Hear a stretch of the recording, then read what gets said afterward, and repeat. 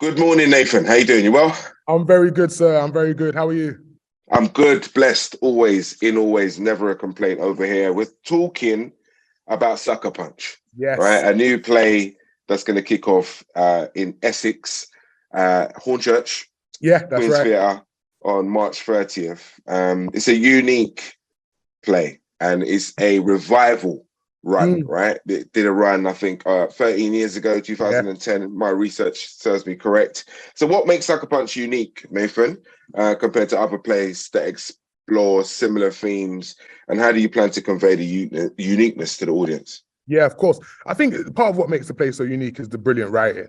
I think it's a story that, for me, it's a proper state of the nation play. It talks about where the country was at and where the country is at now, but it does it through the lens of these really intricate, detailed conversations and relationships between these characters that it takes no time for you to fall in love with them or be angered by them, or, you feel like you want to give them a hug or feel like you want to give them a slap at the same time. They're all really detailed, complex characters that tell the story of the world that we're living in. And then just the excitement of being set in a boxing gym and in a boxing ring, having that energy of being at a sporting event whilst being at the theatre, I think is something that comes together so beautifully. I'm a big sports fan, I'm a big boxing fan, and of course I love theatre. So be able to bring those two worlds together and get some of that excitement that is hard to match when you're, sitting ringside or something, and bring that into the theatre feels really, really unique and really exciting. So yeah, we're working really hard to bring those two worlds together, I think, for it to be as exciting for someone who is interested in theatre as it is for someone who's interested in boxing.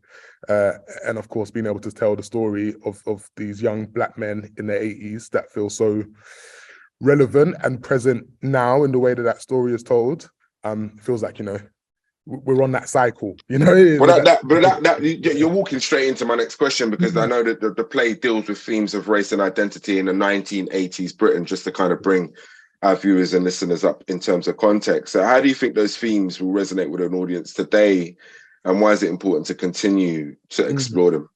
Yeah, I think they'll resonate so much in it, and I know it's like it's a cliche thing to say, isn't it? That it means so much now, but it does. And when we've been exploring the text, we've got this wonderful company that we're working with, and when we've been exploring the text and the things that happen, there's no one in the room that can't relate to that in a way, in terms of what's happening now and their lived experience today. So it is so relevant. I think we have this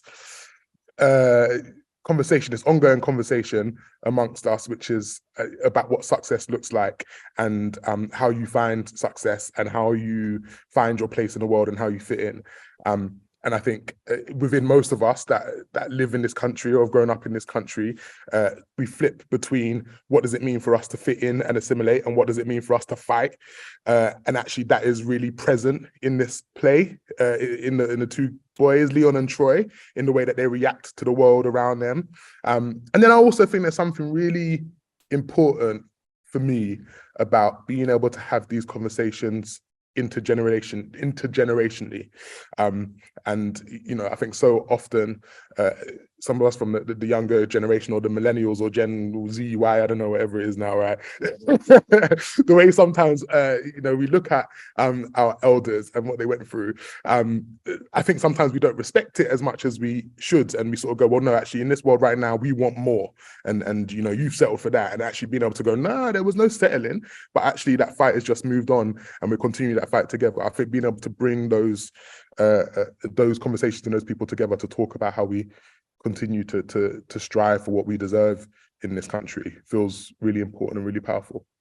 And then I think there's also something running underneath it that feels very present at the moment, which is about the feeling of working class Britain today, and particularly white working class Britain today, that's portrayed through the boxing coach Charlie, that feels so relevant. The things that Charlie says, are things that we hear constantly at the moment today amongst that group of people. You see the anger directed towards refugees and asylum seekers, and where that's all coming from. And the words that they're using are the same. This invasion of people coming over, it was the same then. Do you know what I mean? It's all of the languages are the same, and the reaction is the same in the way, people then take to the streets and go and stand outside hotels of refugees and asylum seekers. What are we doing here? So yeah, I think it feels very present for exploring what it means to be Black in Britain today, but also how it is that white working class Britain is reacting to the world changing around them. Talk about the casting process, Nathan. Mm. What qualities were you looking for in the actors? Do you know what? This room is beautiful, and it's so beautiful. I think there's like the perfect balance between like a real wealth of knowledge and experience, and then this youthful energy that is coming together and colliding, and everyone's just bringing the best out of each other, man. It feels wonderful. And so in that casting process, I suppose what I was looking for were people that cared about the work, people that cared about the story that we were telling, people that felt motivated to want to tell that story. The way that we work in this rehearsal room is very much about, setting up a space for that cast to inhabit that world as best as they can, and dive into it and understand that world as best as they can. So a group of people that are just interested in the subject matter, interested in what it looks like to be Black in Britain today, and how it was in the 80s and what it means now. I think that was the most important thing for me. And of course, they're a group of wonderful actors that you'll watch and just be amazed by their talent. So yeah, it's an exciting group to be working with.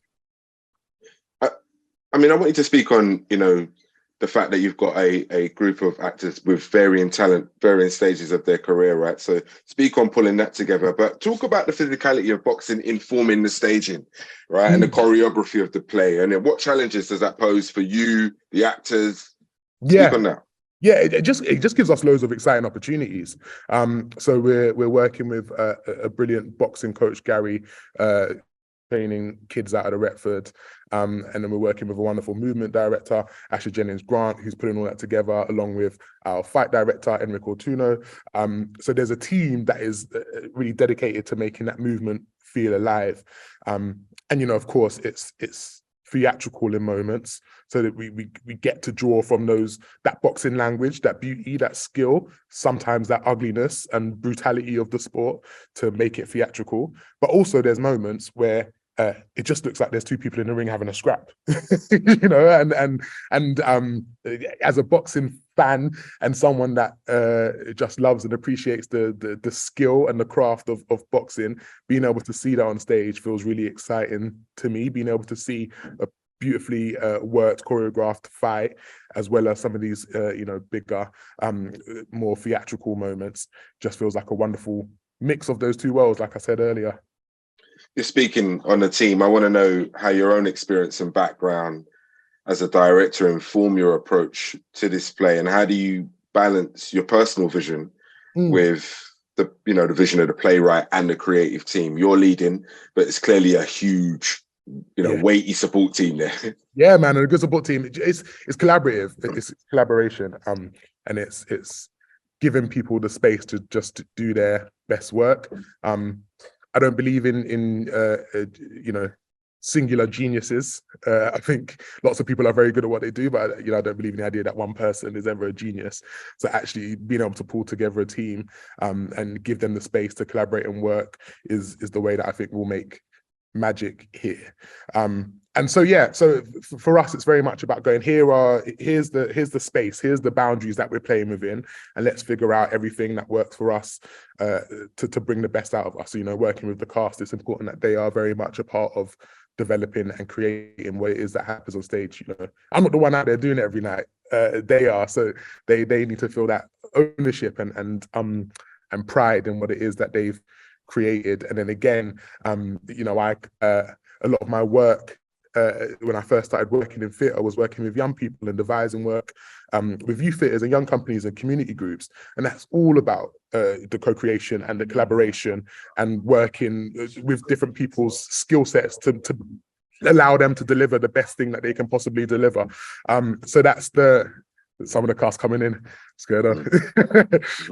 Hello. Thank you very much.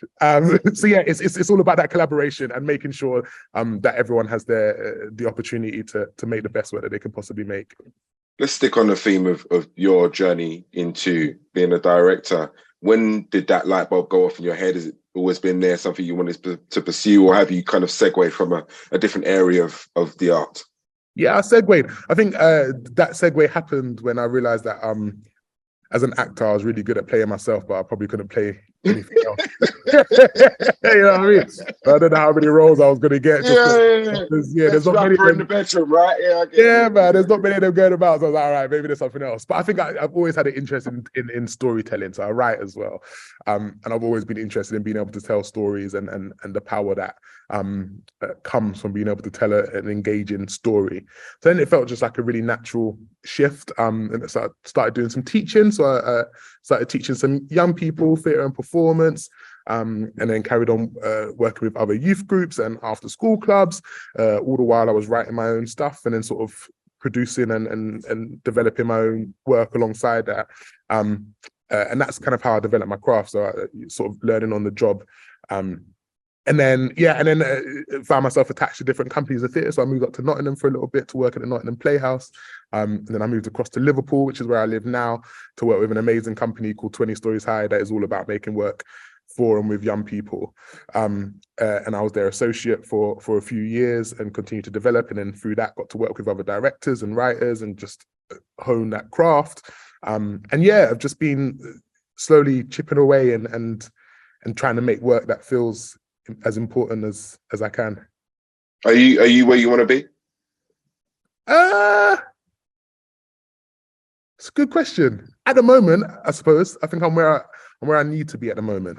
You never stop learning, but I feel like I'm in a really useful moment of learning at the moment in my career. I feel like I'm getting to work with amazing people that are pushing me and helping me develop. So yeah, the end goal's we've not reached the end goal yet. Do you know what I mean? If there is an end goal, but we're on our way. No, I appreciate you sharing that. I also appreciate you got to kick off with rehearsal, so I won't keep you much longer. No, it's longer. okay. No rush. It's all right. They're keen and eager. They're early. Yeah, no doubt. Sucker Punch was first produced in 2010, right? So I wonder from and it won several awards and the work was hailed and rightly so. But what, if anything, has changed in the cultural landscape since then that might impact audiences and how they receive this play? Yeah. Do you know what is feels really important to me about how people receive this play? It's that the Black people in the audience walk out of that auditorium feeling proud and with their head up and their chest out. And I think the hope that is in this, but of course it deals with difficult things. And of course at times it's hard to watch, it's brutal to watch. But by the end of it, I want people to feel that hope and feel that sense and that feeling of, yeah, man, we keep moving, no matter what, we keep moving and we'll continue to move, and we'll be together in it. That feels like the most important thing to me, I suppose. And of course, like I said, this feels like a proper, state of the nation play, and it's touring around the country, which I think is perfect, that we get to take this story about the country around the country. But I'm also aware that when we go to some places, there will be just a few Black people in the audience. And what does that mean for them to be in that space? And it's important for me as an artist and for this company, for our duty of care to make sure that what we're offering is something that feels powerful and empowering to those people in that audience, not something that, I think, we've all been there when we've, I don't know, we've gone to watch the Slave movie or we've whatever, and we walk out feeling dread. And you know what I mean? And it's not that. I think it's not that. I think this is our moment to tell our story with joy and pride, and have fun doing it and just, take up space around the country, man. I recently spoke to Anastasia Asseikufor, who's working with Roy on All Roads, right? And she spoke glowingly about Roy Williams, OBE, the big man. I sat down with him a couple of weeks ago, and we really chopped it up about his journey, where he's coming from, what that looked like. Speak on working with Roy. Is this the first time that you've worked with him? Have you guys crossed swords before? And just kind of what do you glean from interacting with a man like that? It's kind of the second time. So when George Floyd was murdered, Roy pulled together a group of writers to write these short responses to the murder of George Floyd, that was then put out as a podcast series, and then later down the line done live. Matthew Zia directed a version of it live for the Greenwich and Docklands Festival. So we kind of worked together then, as he was sort of the curator of that work. And now getting to work on one of Roy's plays, he's the best. Do you know what I mean? He's just the best. I think for me, he is our greatest living playwright for sure. And for my personal taste, Roy writes the work that I enjoy the most. As a writer, he's someone that I really look up to in my work, and the career that he's had. I think it's just it's so important that this work is being injected into our theatrical canon, and that this work is taking space in that sort of cycle of plays that we look at and how we think about what plays we revive. The fact that this play is happening feels powerful and important. And yeah, man, give Roy all of his flowers. He's just so generous and honest with his time and his words. And yeah, it was interesting. I had like it was like my first little fanboy moment in theatre. Do you know what I mean? I feel you. I understand. I get it. The workshop of it, and he came in, and just hearing him talk and the passion he has for his work and the importance that he places on the work that he makes is it's unmatched for me. So yeah, for me, this is I'm gonna take my fanboy moment and say this is a joy to be able to work with Roy on this play. One of my favorite plays. It's what are your future plans, Nathan? Future projects. How do you see your career evolving moving forward? I think I'm figuring that out now. So I'm an artist, a director, and co-CEO of a company called NSDF, the National Student Drama Festival, and we've got our festival in April. So it's really exciting being able to with a bunch of brilliant artists to support young theatre makers. Busy time for you, brother. It's a busy time. And I guess that saying exact things of this is where I think I want to go, because I don't know. I think for me it's about being able to be in a position to just bring people in, man. I think that's the biggest joy, is being able to work with people and give people their first professional gig, or give people their first assisting gig. And for me, being able to help develop people's careers is the thing that feels most important to me. So yeah, so whatever I do, I hope that it continues to be about trying to support the development of exciting theatre makers and artists. And then of course, just making work and enjoying being able to make work, enjoying being in the rehearsal room. It's my happy place. you don't realize it. I can see the smile on your face, though. I hear you. And on the notion of bringing talent, let it not go over our heads that a young Daniel Kaluuya was involved in the 2010 run of this. Yeah, man. Many moons before a lot of people would have known who he was. So it's important to kind of shine a light on emerging talent. Of course. And give them an opportunity. So more power to you guys. Is there anything else you want to share with us before we part ways and you head off to that 10 o'clock rehearsal? Just come and see us, man. Come and see us. Enjoy it with us. Revel in it with us. Come and see some of the greatest writing that you'll see, and some of the best performances that you'll see. I just want people to see the work, man. I think that's it. I want people to see the work. I want people to feel proud of the work, and our contribution to this country as Black Brits. More power to you, man. Thanks for your time. Appreciate it, Nathan. Thank you so much, sir. Thank you.